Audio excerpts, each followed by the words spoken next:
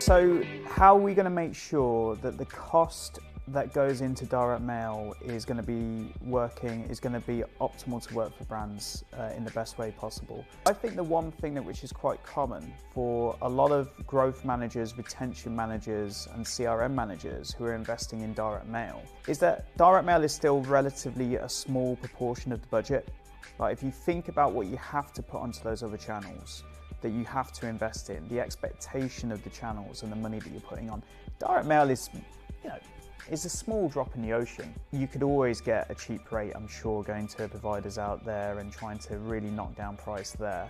But I think what you want is someone who's going to take that small proportion of your budget and is going to really look after it and is going to optimize it and is going to make sure that it's spent in the right area. And I think from our experiences, brands don't want to be hand-holding the direct mail process. I think you need an expert which is going to help give you the tools that you need to plan that campaign effectively, quickly. It's like what we have in in-flight. I mean, you've pretty much got access to your data, so you can see the conversion of campaigns. You can see how long it's taken people to come back. You can see if they're engaging with anything relevant to the content which is on those direct mail campaigns.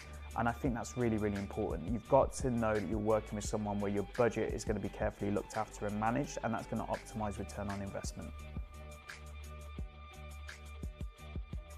Whenever I'm facing into how do I know that our spend with Paperplanes is where we should be spending our budget for direct mail, it sounds like a cliche, but it does come back to, what do you want the return on investment to be? What do you want the conversion rate to be? What do you want from the campaigns that you're actually planning and sending out there? If you want to give yourself the best chance of a strong conversion, a good return on investment, and a customer who's going to come back time and time again, you may be spending a little bit more from a unit rate perspective than you would be elsewhere. But ultimately, I'll come back to that budget and how important it is to make sure you've got the right stewards looking after a budget for you, which is going to continually bring stronger return on investment. If I'm a marketer, I am not looking at the initial spend that goes into the channel. I'm looking at, over time, how can I justify to my board or my leadership team that that spend has been truly optimized in the right way. And that's what we aim to do with what we give you access to in the Paperplanes app, in-flight, and our approach to direct mail. So if you are a high-growth Shopify brand looking to put a small budget into DM to start with, try it out. 500 free sends. We always offer brands here, Paperplanes. You can try it out before there's any long-term commitment. That's very important.